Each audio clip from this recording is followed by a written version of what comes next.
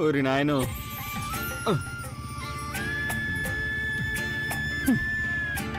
అన్నా నువ్వెందుకు ఇంత ఫాస్ట్గా వెళ్తున్నావు? దీన్ని ఫాస్ట్ అంటారా ఎవరైనా? నీకు అనిపించట్లేదేమో, నాకు అనిపిస్తుంది. ఈ దారిలో ఇలా వెళ్ళడం కొంచెం ఫాస్టే కదన్నా. నేను చాలా నెమ్మదిగా వెళ్తున్నాను రా. నువ్వు బరువుతో కూర్చున్నావు కదా, అందుకే అలా అనిపిస్తుందేమో. సరేలే, ఇంకాస్త నెమ్మదిగా వెళ్తాను. బరువుగా ఉందా? ఏంటన్నా అలా అడుగుతున్నావు? అన్నా నాకేం బరువు లేదన్నా, నేను కూడా నీలానే ఆంజనేయుడిని పూజిస్తున్నాను. ఏది ఒప్పుకోవు కదరా.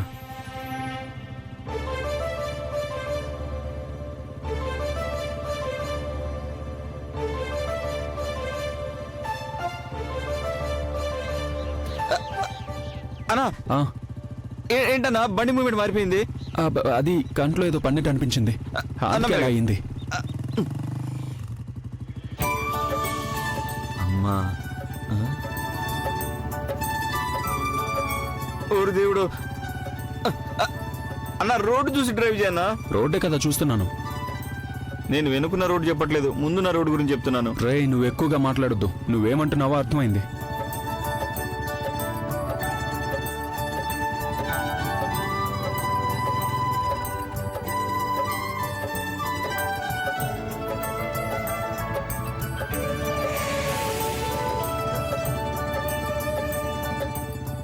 వెళ్ళిపోయింది మనసు, ఇలా ఉంటోయింది ఏంటిరా నాకు.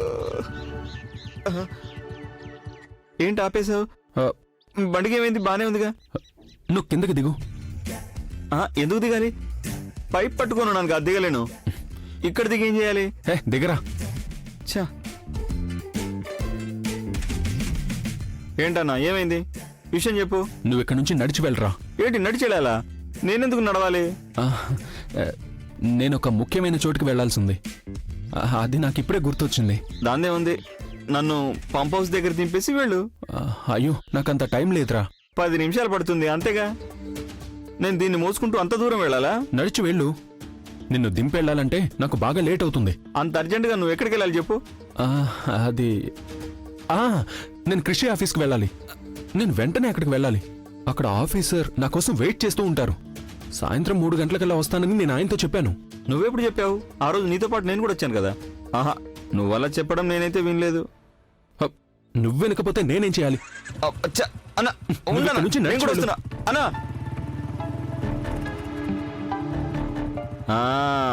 నాకు ఇప్పుడు అర్థమైంది. ఆ టీచర్ నడిచి రావడం చూశాడు కదా, అందుకే అర్జెంటుగా కృషి ఆఫీస్కి వెళ్ళాలి అని చెప్పాడు. నాకంతా అర్థమైపోయిందిలే. ఓయ్ చాలా బాగుంది. నన్ను వదిలేసిన ఒక్కదానే వెళ్ళిపోతున్నావా? నిన్ను కామేశ్వర్ మాస్టర్ పని మీద ఎక్కడికో బయటికి పంపించారని చెప్తేనే నేను బయలుదేరాను. అవును, నన్ను బయటికి పంపించారు, కానీ నువ్వు నా కోసం అక్కడే కాసేపు వెయిట్ చేస్తూ ఉండొచ్చుగా. నేను త్వరగా వచ్చేస్తా అనుకోవచ్చు కదా. నీ కోసం హడావుడిగా పని పూర్తి చేసుకుని వచ్చాను, కానీ నువ్వు చాలా బాగుంది. నీ కోసమని ఎదురు చూస్తూ కూర్చుంటే నేను కూడా ఇరుక్కుపోతాను. ఇంతకీ ఆయన నిన్ను ఎలా పంపించేశారు? ఓ, ఒకదాని తర్వాత ఒకటి ఏదో ఒక పని అప్పచెప్తూనే ఉన్నాడు. ఏంటి, మళ్ళీ ఏదైనా కొత్త పని చెప్పారా? ఆయన ఎప్పుడు ఏదో ఒక పని అప్పచెప్తూనే ఉంటాడు. యూత్ ఫెస్టివల్లో పిల్లలు పాల్గొంటే బాగుంటుందని చెప్పాను. ఆ పని ఆయన నాకే అప్పచెప్పాడు. ఏ ప్రాక్టీసు లేకుండా పిల్లల్ని అక్కడికి తీసుకెళ్తే వాళ్ళు మాత్రం ఏం చేస్తారు చెప్పు? ఆయనే ఏమీ అర్థం చేసుకోవడం లేదు. మధ్యలో మనకేంటి, పద.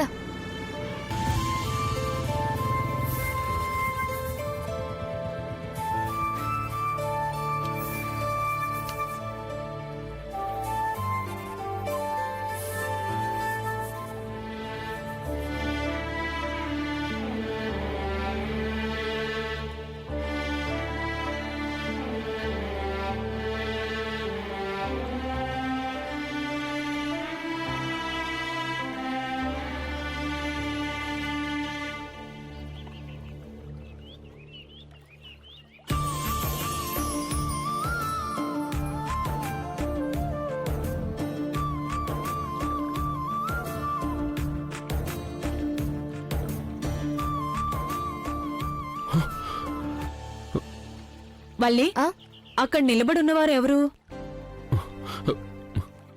నీకు తెలియని వాళ్ళు ఎవరైనా ఉన్నారా? ఓ, నాకు తెలియని వాళ్ళు ఎవరూ లేరులే. నాకు తెలిసినంత వరకు ఈ ఊర్లో ఉన్న దేవా సార్ ఆడవాళ్ల ముఖం వైపు చూసి ఎప్పుడూ మాట్లాడరు. అటువంటి మంచి వ్యక్తిని నిజంగా నువ్వు పూర్తిగా మార్చేశావు. ఆయన మీద ఏ మంత్రం ప్రయోగించావో ఏంటో. నువ్వు అనవసరంగా ఏదేదో మాట్లాడుతున్నావు సునందా. నేను ఎటువంటి మంత్రాలు ప్రయోగించలేదు. మంత్రాలు తంత్రాలు నేనేవి చదువుకోలేదు. తెలియక అడుగుతున్నా. ఆయన అక్కడ నిలబడుంటే మనకి సమస్య ఏంటి? ఎవరి కోసమైనా వెయిట్ చేస్తున్నారో ఏమో. కరెక్ట్. అయితే నీకు విషయం బాగా అర్థమైంది కదా. ఏంటది? ఎవరి కోసమో వెయిట్ చేస్తున్నారు అని. అదెవరి కోసమా అని ఆలోచిస్తున్నాను. నువ్వు దాని గురించి ఆలోచించి తలనొప్పి తెచ్చుకోకు. పిల్లి దొంగతనంగా పాలు తాగినప్పుడు కళ్ళు మూసుకుంటుందని మనకి తెలుసు. కానీ నువ్విప్పుడు నా కళ్ళు మూసి నన్ను పిచ్చిదాని చేస్తున్నావు. నాకు అన్ని విషయాలు తెలుసులే.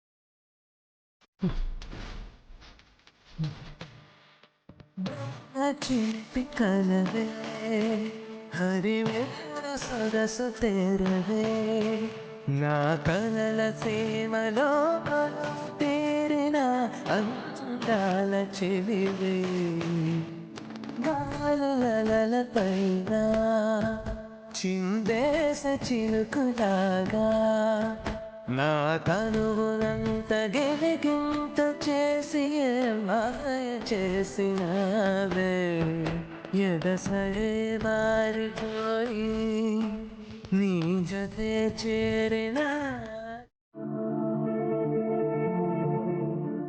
అంతా నా తలరాత. అనవసరంగా వెనక్కి వెళ్ళి దెబ్బ తగిలించుకున్నాను. అయ్యో అమ్మో నొప్పిగా ఉంది.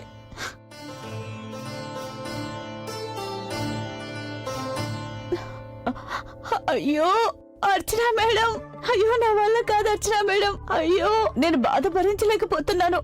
అయ్యో అయ్యో అర్చన మేడం, అయ్యో అర్చన మేడం, అయ్యో. సరిపోయింది. నేను ఇక్కడ ప్రాణాలు పోయేలా అరుస్తుంటే ఈవిడ కొంచెం కూడా పట్టించుకోవడం లేదు. ఈవిడ హాయిగా పాటలు వింటూ ఉంటే నేనేమో ఏడుస్తున్నాను. మీరు ప్రశాంతంగా పాటలు వింటూ ఉండండి. ఇదేం బాలేదు. అర్చన మేడం చూడండి. అయ్యో నీ తలకేమైంది? ఇదెలా తగిలింది? చూడండి ఇక్కడ చూడండి. అదే ఏమైంది అని ఇందాకటి నుంచి అడుగుతున్నాను. మీకేం చెప్పమంటారు అర్చన మేడం? మీరు చెప్పారనే కదా మీ మాట విని వెళ్ళినందుకు నా తలకు దెబ్బ తగిలింది. నేను చెప్పినందుక? నేనేం చెప్పాను? గంగా నువ్వు అసలేం మాట్లాడుతున్నావు? అదే దేవాబాబు రాయితో కొట్టారు మేడం. ఏంటి దేవాబాబు గారు రాయితో కొట్టారా? ఎందుకని? ఎందుకు కొట్టారు గంగా? నాకు కూడా అదే అర్థం కావడం లేదు మేడం. దేవా గారిని ఆ వల్లి టీచర్ని కనిపెడుతూ ఉండమని మీరే కదా నన్ను వాళ్ళ వెనక పంపించారు. అయితే దానికి దీనికి ఏంటి సంబంధం? సంబంధం ఉంది మేడం. మీరు నాకు చెప్పినట్టుగానే నేను దేవా సార్ని ఫాలో అయ్యాను. దానికే దేవాబాబు నన్ను రాయితో కొట్టారు. ఎవరో వెనకాల వస్తున్నారని తెలిసి దేవా గారు రాయి విసిరి కొట్టారు. ఎంత బాధపడ్డానో నాకు మాత్రమే తెలుసు. తల పగిలిపోయింది. ఇప్పుడు కూడా చాలా నొప్పిగా ఉంది. ఈ నొప్పితో నేను ఏ పని చేయలేను అర్చన మేడం. ఏ విషయమైనా క్షణంలో మర్చిపోతున్నాను. దీంతో ఇక నేను ఏ పని చేయలేను. అంతేకాదు దగ్గరగా ఉన్నవే కనిపిస్తున్నాయి. రాయి విసిరినప్పుడు బావగారు నువ్వే అనుకుని రాయి విసిరారనడానికి ఏంటి గ్యారంటీ? దేవగారు రాయితో కొట్టినప్పుడు కూడా నేను నోరు నొక్కేసుకున్నాను. అందుకని నేనే అని ఆయనకి తెలియకపోవచ్చు మేడం. సరేగాని వాళ్ల సంగతి చెప్పు. దెబ్బ తగలడం వల్ల నేను ఏది పూర్తిగా తెలుసుకోలేదు. తలకి దెబ్బ తగలగానే నేను అక్కడి నుంచి పరిగెత్తుకుంటూ వచ్చేశాను.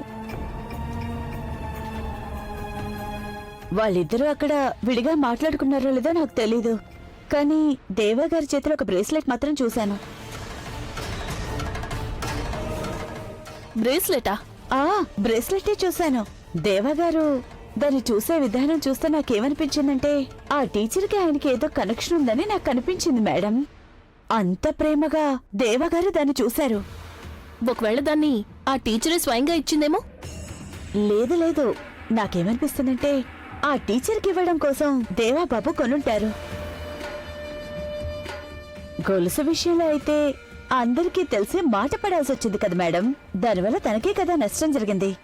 ఆ నష్టాన్ని పూడ్చడానికే ఈ చైన్ కొన్నారని అనిపిస్తుంది. అది ఇచ్చారంటే తను సంతోషిస్తుంది కదా, అంతేకాదు దాంతో వాళ్ళిద్దరి మధ్య ప్రేమ కూడా పెరుగుతుంది.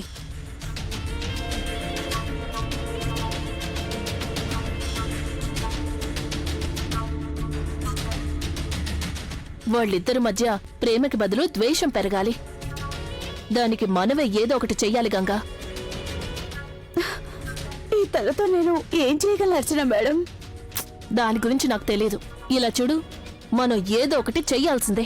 లేకపోతే మనం ఇంతవరకు పడిన కష్టం అంతా వృధా అయిపోతుంది. అర్చన మేడం, నా తల. నీ తలకేమైంది ఇప్పుడు? నువ్వు చెప్పేదేది వినిపించుకోవడం లేదు. ఇక నువ్వు వెళ్ళు గంగా.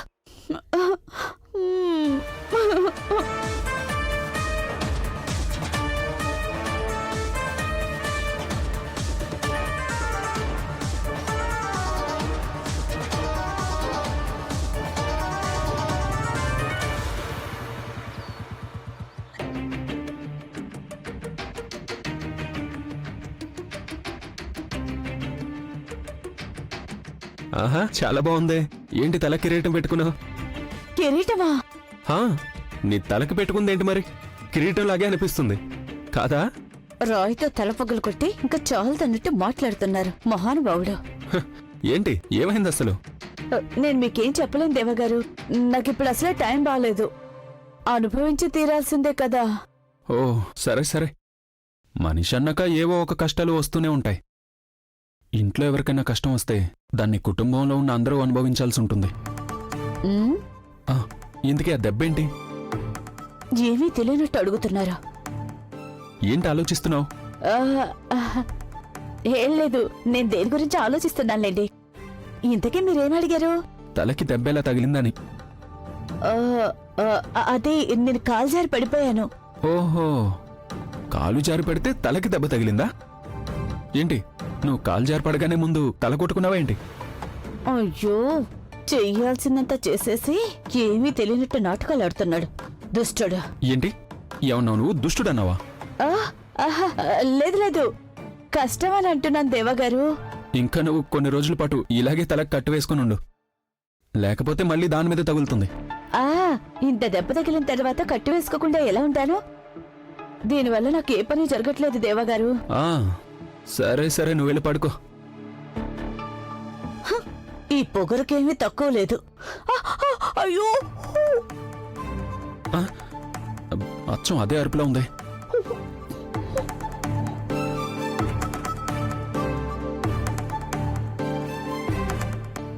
ఉమ్, లేదు.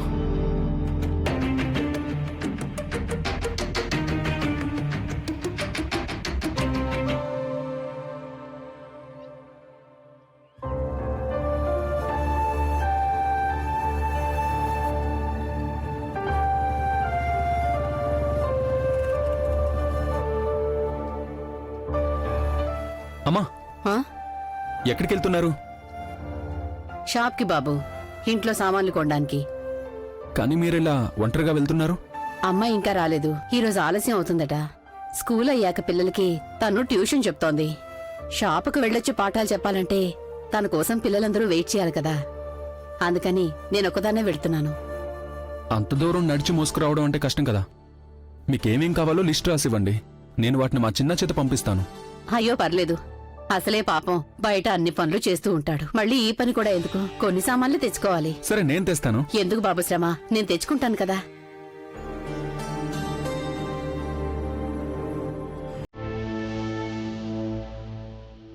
ఇప్పుడు టీచర్ ఇంట్లో ఒంటరిగా ఉండుంటుంది. నాన్న బ్యాంకుకి వెళ్ళుంటారు, అమ్మ కూడా లేదు. ట్యూషన్లో పిల్లలు మాత్రమే కదా ఉంటారు. ఈ బ్రేస్లెట్ని ఇప్పుడే ఇచ్చేస్తాను, ఇదే మంచి అవకాశం.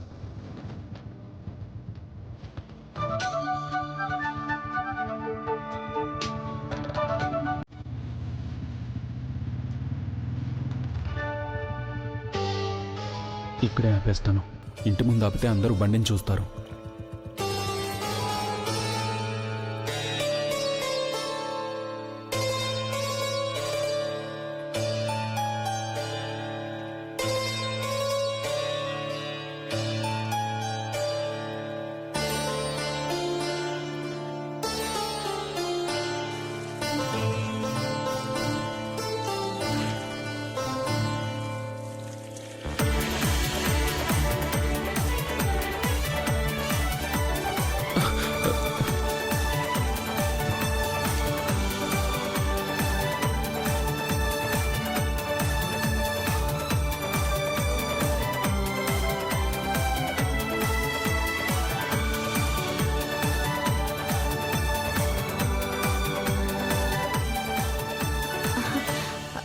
అయ్యో సారీ, నేను చూసుకోలేదు సార్. Sorry sorry. ఏం పర్వాలేదు. మీరు రావడం నేను చూడలేదు. Sorry sir. పర్లేదండి, ఏదో కాస్త తడిచానంతే, ఏం కాలేదు. అయినా మీ షర్ట్ తడిచిపోయింది. అదేం కాదులేండి, వదిలేయండి.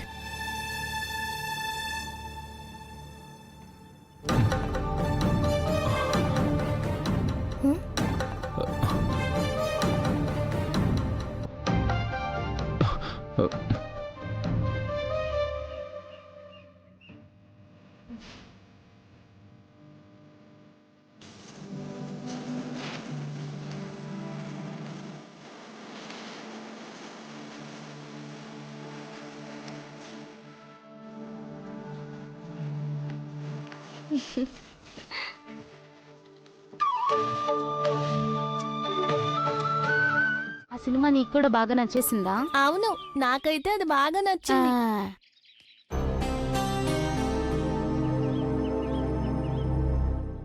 దేవా అంకులేంటి మన టీచర్ ఇంటి ముందు నిలబడ్డారు?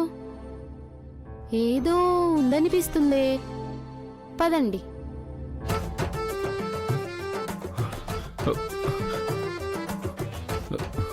అప్పుడే వచ్చేసారా ఈ పిల్లలు?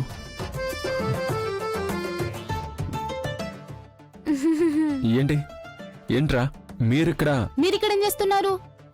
ముందు నేను అడిగిన దానికి సమాధానం చెప్పు. మేము టీచర్ దగ్గర ట్యూషన్కి వచ్చాము. మీరు? నేనా? నేను ఒక ముఖ్యమైన పని ఉండొచ్చాను. ఏంటా ముఖ్యమైన పని? దాని గురించి అసలు మీకెందుకు? మీకేమైనా పనుంటే చెప్పండి, నేను చేసి పెడతాను. ఈసారి ఫ్రీగా ఇడ్లీ ఏమి కొనివ్వక్కర్లేదు. మీ ఎవరి సహాయం నాకేం అవసరం లేదు, వెళ్ళి చదువుకోండి. అక్కడేం చేస్తున్నారు? మిమ్మల్ని ట్యూషన్ కి రమ్మని చెప్తే మీరింకా అక్కడే నిలబడ్డారే?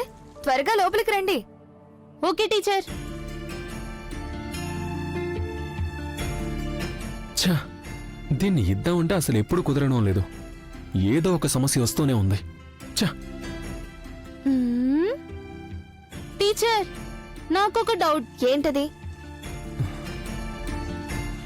వాడు నా గురించి ఏదో ఒకటి అడిగే లోపల ఇక్కడి నుంచి వెళ్ళిపోవాలి. ఏంటి మణికంఠ నీ డౌట్? ఏం లేదు టీచర్. మరి ఇప్పుడే కదా ఏదో డౌట్ ఉందని అడిగావు. ఇప్పుడు ఆ డౌట్ పోయింది టీచర్. ఏంటి డౌట్ పోయిందా? నువ్వు అసలు ఏం మాట్లాడుతున్నావు? ముందు మీరు బుక్స్ తీసి చదవండి.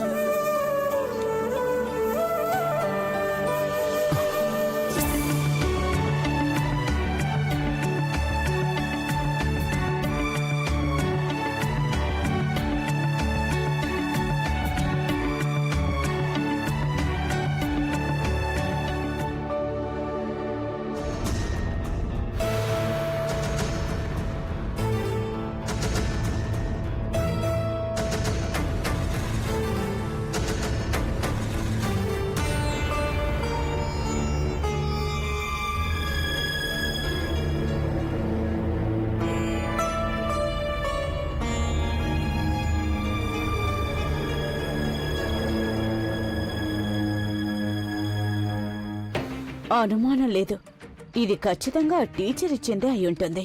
అందుకే దేవగారు అంతగా చూస్తున్నారు.